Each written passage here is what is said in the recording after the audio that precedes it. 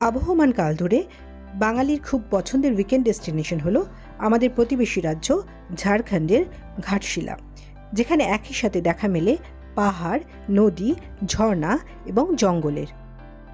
বহু বছর আগে বাঙালিরা স্বাস্থ্য ফেরাতে এই জায়গায় চলে আসতেন এবং কাটিয়ে যেতেন বেশ কয়েকটা দিন। শীতকাল এবং বর্ষাকালে ঘাটশিলা কিন্তু খুবই সুন্দর।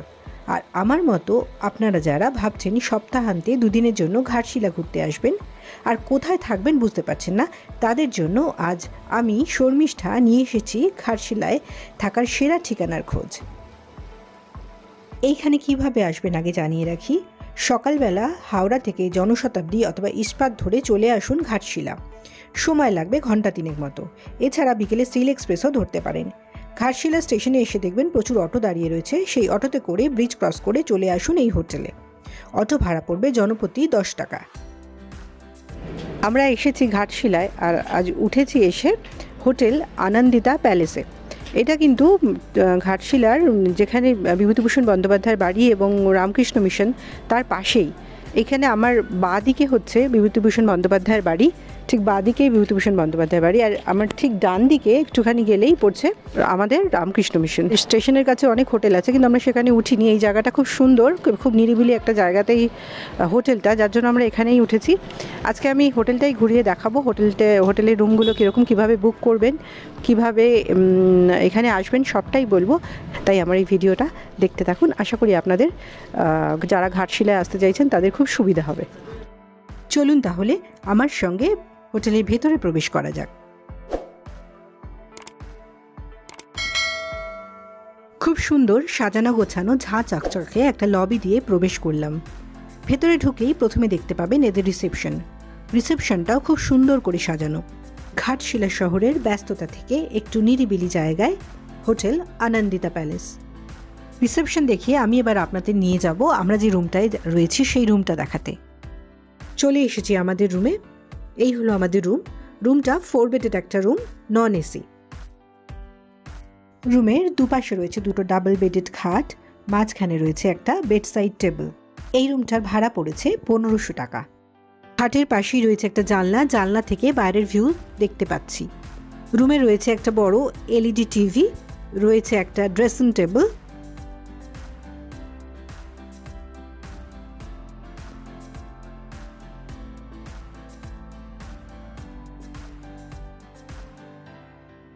রুম থেকে বেরিয়েই রয়েছে ঝাঁ চকচকে একটা করিডোর।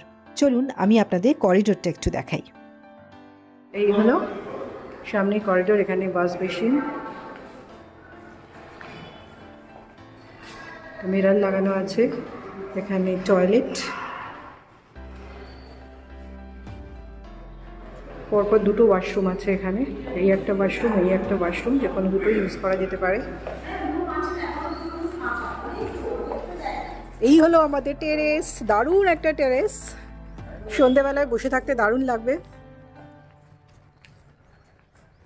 দেখে নিন আপনারা একটু বাইরে, এখান থেকে কি দেখা যাচ্ছে দেখে নিন একটু। এই হলো ওপর থেকে ভিউ।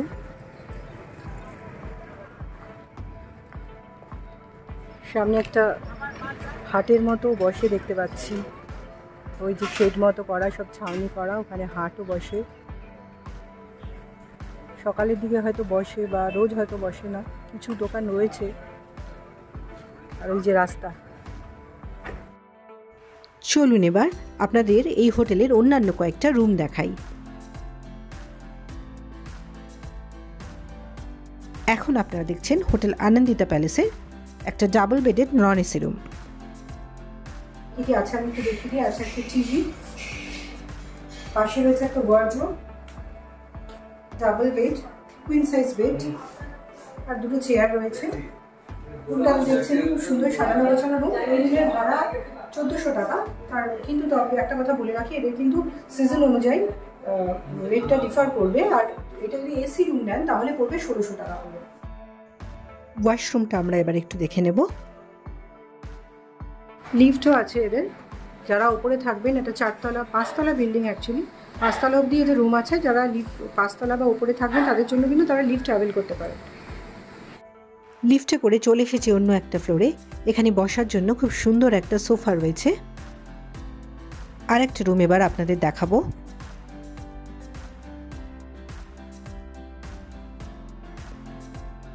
এই রুমটাও আপনারা দেখতে পাচ্ছেন ঝকঝকে একটা ডাবল বেডেড এসি রুম।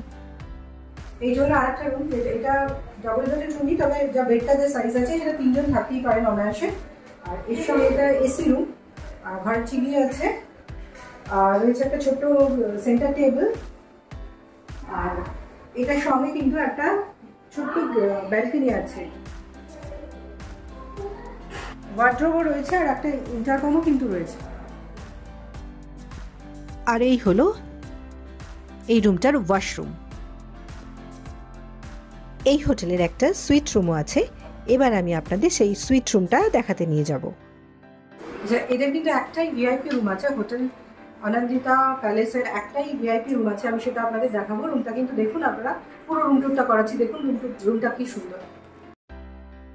এই সুটটার এরা নাম দিয়েছে ভিআইপি রুম। এই রুমটা একটা রয়েছে বসার ঘর, যেখানে রয়েছে খুব সুন্দর একটা সোফা সেট, রয়েছে একটা বড় টিভি। রুমের ইন্টেরিয়ার কিন্তু দেখার মতো।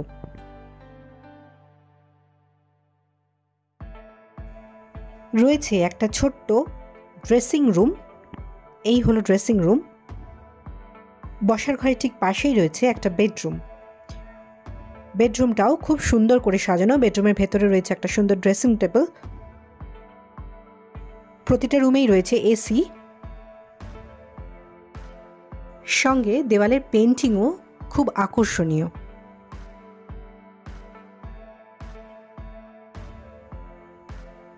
সিলিংটা ফলস সিলিং করানোর জন্য দেখতে ভীষণই সুন্দর লাগছে, যদিও এই হোটেলের প্রত্যেকটা রুমে কিন্তু ফলস সিলিং করা আছে।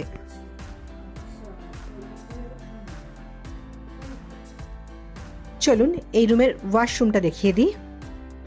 ঢুকে পড়েছি আমরা ওয়াশরুমে। বিশাল বড় নিট অ্যান্ড ক্লিন একটা ওয়াশরুম আমরা দেখতে পাচ্ছি। এই রুমগুলো ছাড়াও এদের একটা 8 সজ্জা বিশিষ্ট ডরমিটরিও রয়েছে। যদি আপনারা গ্রুপে আসেন তাহলে এই রুমটা এসে থাকতে পারেন। এই রুমটাও খুব সুন্দর। এই রুমে রয়েছে 2টো ওয়াশরুম। আপনারা যারা ঘাটশিলা আসছেন তারা এই হোটেলটা এসে থাকতে পারেন, আশা করছি ভালো লাগবে। ঘাটশিলাতে হোটেল কিন্তু খুব বেশি নেই। স্টেশনের কাছাকাছি বেশ কিছু হোটেল আছে, তবে সেগুলোর মান খুব একটা ভালো নয়। তাই আপনারা যারা একটু নিরিবিলি পরিবেশে সুন্দর সাজানো গোছানো একটা জায়গায় থাকতে চাইছেন, তাদের জন্য এই জায়গাটা হলো আদর্শ। এই হোটেলের থেকে কয়েক মিনিটে হাঁটা পথে রয়েছে সাহিত্যিক বিভূতিভূষণ বন্দ্যোপাধ্যায়ের বাড়ি, গৌরীকুঞ্জ এবং ঘাটশিলা রামকৃষ্ণ মিশন। বিভিন্ন অনুষ্ঠানে এই হোটেলটা ভাড়া দেওয়া হয়ে থাকে, তাই এদের একটা ব্যাংকোয়েট হলও রয়েছে, যেটা আপনারা এখন দেখতে পাচ্ছেন।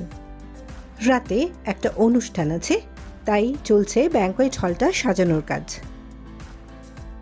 রুফটপটাও বিশাল বড়, সেখানেও কিন্তু প্যান্ডেল করা হয়েছে অনুষ্ঠানের জন্য। তবে এই হোটেলে থাকার একটা অসুবিধা যেটা আমার মনে হয়েছে, সেটা অবশ্যই আমি আপনাদের সঙ্গে শেয়ার করব। সেটা হলো এখানে থাকাকালীন যদি এখানে কোনো অনুষ্ঠান হয়, সেক্ষেত্রে বোর্ডারদের কিন্তু একটু অসুবিধা হতে পারে, যেটা আমাদেরও হয়েছে।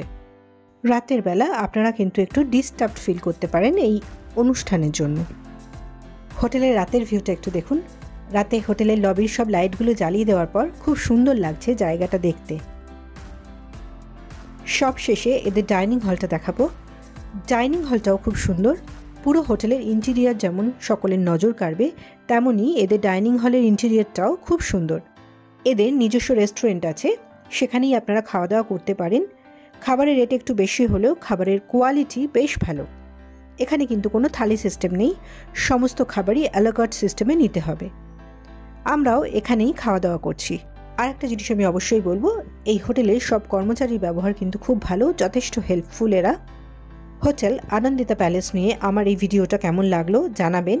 এই হোটেলটা ছাড়াও এর একদম কাছে রয়েছে ঘাটশিলা রামকৃষ্ণ মিশন, সেখানে এসেও আপনারা থাকতে পারেন। সেটা নিয়ে আমার একটা ভিডিও আছে, চাইলে আই বাটনে ক্লিক করে অথবা ডেসক্রিপশনে দেওয়া লিঙ্কে ক্লিক করে দেখে নিতে পারেন। ফিরবো খুব তাড়াতাড়ি আমার পরবর্তী ভিডিও নিয়ে। সবাই খুব ভালো থাকবেন। ধন্যবাদ।